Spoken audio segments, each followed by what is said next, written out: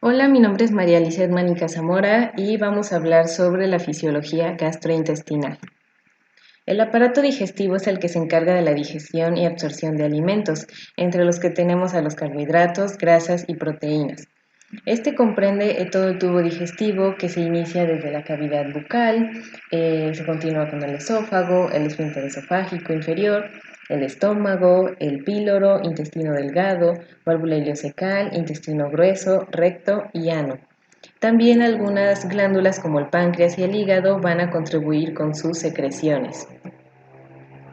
Iniciando con la boca, aquí se lleva el proceso de la masticación. En este participan los músculos masticadores que son el músculo temporal, macetero, el pterigoideo externo y pterigoideo interno. Una vez que los alimentos están masticados, pasamos al proceso de la deglución, en el que tenemos una fase voluntaria e involuntaria. La voluntaria, también denominada oral, es en el que con la lengua empujamos hacia atrás al bolo alimenticio. Y en la involuntaria es cuando el alimento llega a la faringe, se activan receptores epiteliales que hacen que se cierre la tráquea, se abra el esófago y se inician ondas peristálticas en la faringe que empujan el alimento hacia el esófago. Aquí también se va a llevar a cabo la secreción salival por medio de las glándulas salivales mayores y menores. Las mayores son la parótida, submandibular y sublingual. Y en las menores tenemos a las labiales, genianas, palatinas y linguales. Estas glándulas están compuestas por un ácino y el conducto salival. En el ácino es en donde se va a dar la secreción, ya sea serosa o mucosa, dependiendo de la glándula. En la secreción serosa, el principal componente es la tialina, que se encarga de la digestión del almidón, es decir, lo convierte en maltosa para que pueda ser absorbido. Y esta va a representar del 20 al 40% de la hidrólisis total de los almidones. Y la secreción mucosa se encarga pues de secretar mucina, y estas secreciones, al pasar por el conducto salival, va a haber un bombeo activo de iones de potasio y de bicarbonato, pero en menor cantidad de sodio y cloro. Esta saliva también va a participar en la higiene bucal, pues tiene acción bactericida, contiene iones de tiosinato y algunas enzimas como la lisozima. Cuando ya llega al esófago el alimento, continúa la deglución por medio de las ondas primarias. Estas son continuación de las ondas peristálticas de la faringe, y también por efecto de la gravedad, pues el alimento desciende. Pero si no es posible que lo haga, se activan las ondas secundarias, y estas persisten hasta que el bolo alimenticio llegue al estómago. También se van a dar aquí algunas secreciones mucosas que sirven para la lubricación de la deglución, evitan que se excore la mucosa y protegen del ácido del estómago. En el estómago se van a llevar a cabo los movimientos de mezcla y de propulsión. Los alimentos de mezcla pues se van a activar cuando el alimento está en el estómago y entra en contacto con las glándulas gástricas. Esto hace que se inicien ondas débiles de mezcla que van aumentando poco a poco y hacen que se formen verdaderos potenciales de acción denominados potenciales en espiga. Esto hace que el píloro se contraiga, proceso denominado como retropulsión, que hace que eh, pues los alimentos no pasen por el píloro antes de que terminen de revolverse. El vaciamiento gástrico se inicia por el aumento de estas contracciones, que aumentan la presión de hasta 50-70 centímetros de agua. Esto hace que inicie el bombeo a través del píloro, pero solamente de los alimentos líquidos que pasan fácilmente. Y el quimo es la formación del alimento mezclado junto con las secreciones gástricas. En la secreción gástrica vamos a tener que esta se va a dar por medio de las glándulas gástricas y las glándulas pilóricas. Las glándulas gástricas se encuentran en el fondo y el cuerpo del estómago y representan alrededor del 80% de todas las glándulas. Estas van a tener algunas células, como las células parietales, que se encargan de la formación del ácido clorhídrico y del factor intrínseco. Este factor intrínseco es el que se une a la vitamina B12 y la transporta hasta el ilion, haciendo que esta sea fácilmente absorbida hacia la sangre, porque sin la vitamina B12 no se absorbe. Las células principales producen el pepsinógeno, que en presencia del ácido clorhídrico se convierte en pepsina. La pepsina es una enzima proteolítica, se encarga de digerir el colágeno de las proteínas y representa alrededor del 20% de la digestión de todas las proteínas. Y las células parecidas a las enterocromafines que producen la histamina, esta estimula a las células parietales para que produzcan el ácido clorhídrico. Y en las glándulas pilóricas, estas representan el 20% del total de las glándulas, contienen a las células G, que son productoras de gastrina. Esta se encarga de la estimulación, estimula a las células parietales para producir ácido clorhídrico y también se encarga del crecimiento de la mucosa. Las células D, que producen somatostatina, esta es principalmente inhibitoria, pues inhibe a las células G, a las células parietales y a las células enterocromafines. Las células mucosas que producen moco, hay de dos tipos, las superficiales, que se encargan de producir un moco viscoso con alto contenido de bicarbonato, que funciona como un factor protector, haciendo una barrera en la mucosa gástrica con un pH de hasta el 7 para que las células de la mucosa no se dañen. Y las células mucosas del cuello, estas van a producir principalmente un moco fluido. Y en el intestino delgado también vamos a tener movimientos de mezcla y propulsión.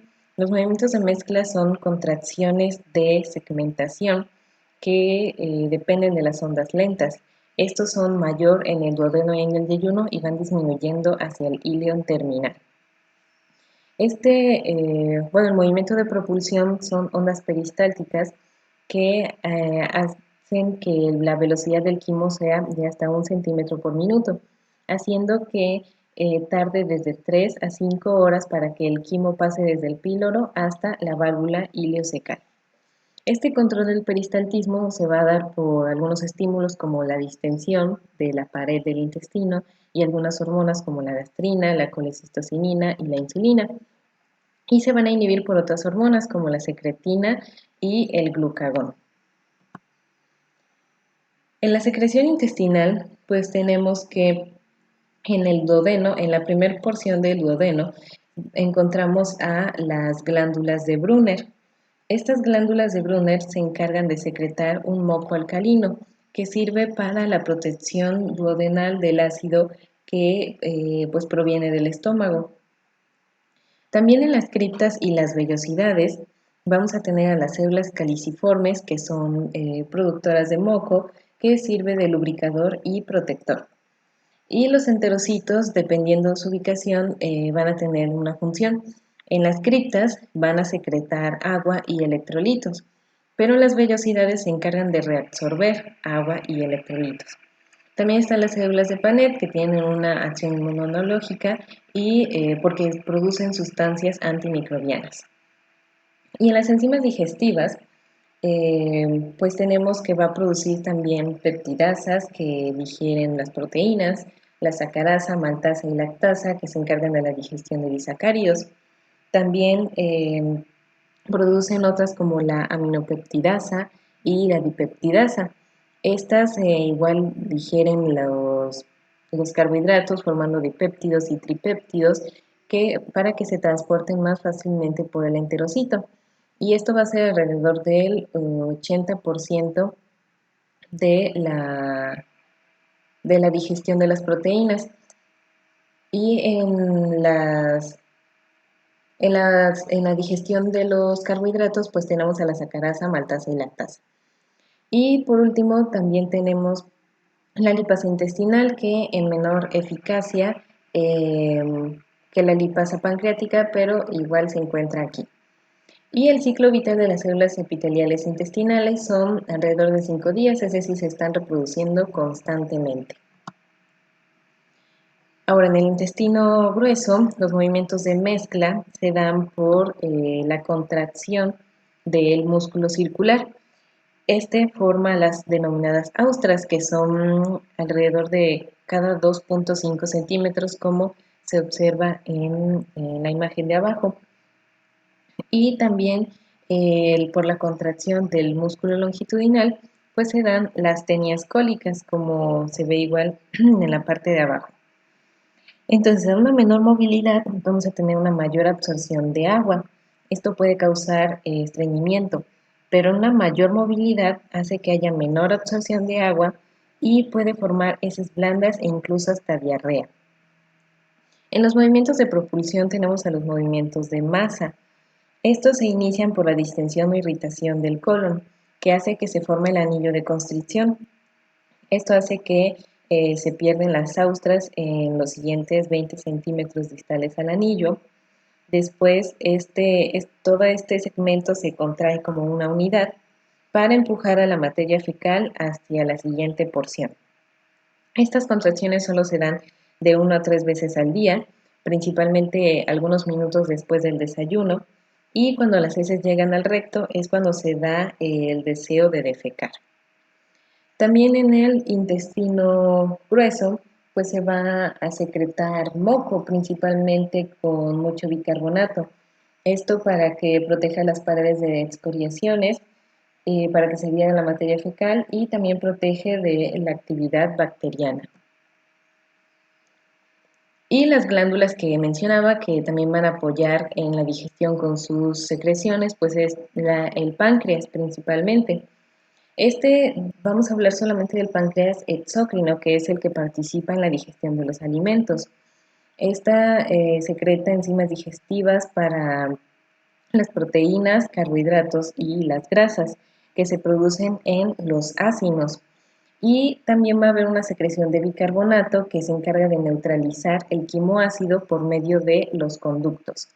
Estos conductos llegan o desembocan en el conducto de Wilson o conducto pancreático principal y junto con el conducto colédoco, que es el que contiene a la bilis, desembocan en el esfínter de Oddi, que se encuentra en el duodeno.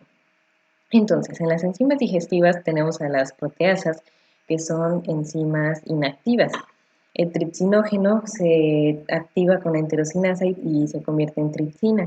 El quimiotripsinógeno se convierte en quimiotripsina. Estos dos se encargan de degradar proteínas completas o péptidos, pero sin llegar a aminoácidos. Y la procarboxipolipeptidasa se convierte en carboxipolipeptidasa y degrada péptidos en aminoácidos individuales. Estas constituyen el 80% de la digestión total de las proteínas y la amilasa se encarga de la digestión de los carbohidratos, también del almidón y del glucógeno, formando disacáridos y trisacáridos, pero no puede digerir la celulosa. Esta amilasa se encarga del 50 al 80% de la digestión del almidón. Y la lipasa, que esta se encarga de hidrolizar grasas neutras a ácidos grasos y monoglicéridos. También está la colesterol estereasa y fosfolipasa. Y pues la secreción de bicarbonato, que se da por medio de los conductos como mencionábamos. En la secreción biliar, esta pues se va a dar por medio de dos fases. La primera es en los hepatocitos, en donde se forman las ácidos biliares, el colesterol y algunos componentes orgánicos. Y después esta sustancia que pasa ya como tal en los conductos biliares, se añaden algunos iones como el sodio y el bicarbonato. Cuando el esfínter de Oddi, que es en donde desemboca la bilis en el duodeno, se encuentra cerrado, la bilis regresa y se almacena en la vesícula biliar, que tiene alrededor de 30 a 60 mililitros. Cuando está en la vesícula biliar, se da la absorción de algunos iones como el sodio, cloro, bicarbonato y agua, pero otros no se absorben, como es el potasio y el calcio. Por eso se dice que la bilis de la vesícula biliar y la que produce el hígado tienen concentraciones diferentes de iones. Entre sus funciones, pues va a tener una acción detergente para partículas grasas, es decir, va a disminuir su tensión superficial y así favorece la fragmentación en tamaños menores. También va a encargarse de la formación de micelas para el transporte de ácidos grasos, es decir, va a hacer que estos se absorban más fácilmente. Y por último tenemos el control nervioso. Este se da por medio del sistema nervioso entérico, que comprende a los plexos de Auerbach o mientérico. Este se encuentra entre la muscular, longitudinal y circular y se encarga de los movimientos gastrointestinales. El plexo de Meissner o submucoso, porque se encuentra en la submucosa, se encarga de la secreción y del flujo sanguíneo local, así como el sistema nervioso autónomo en el que participa el parasimpático. Este se encarga de potenciar todas las funciones del sistema nervioso. Esto lo hace por medio del nervio vago y los nervios sacros, que es S2 y S4, por medio de la secreción de acetilcolina y tiene preferencia por algunas regiones cerca de la boca y del ano.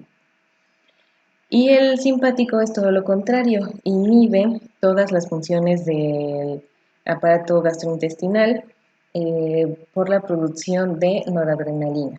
Esto lo hace desde los nervios T5 y L2. Y bueno, eso es todo. Gracias por escucharnos.